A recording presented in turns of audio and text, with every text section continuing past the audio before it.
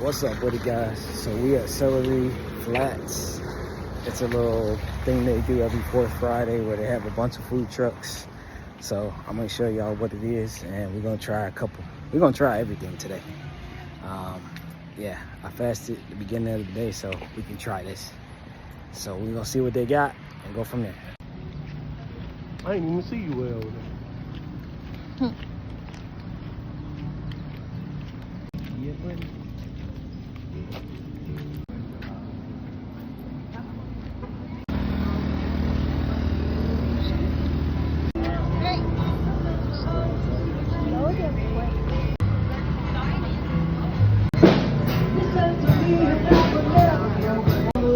From the food trucks. Be sure to bring an extra shirt because you're gonna need it.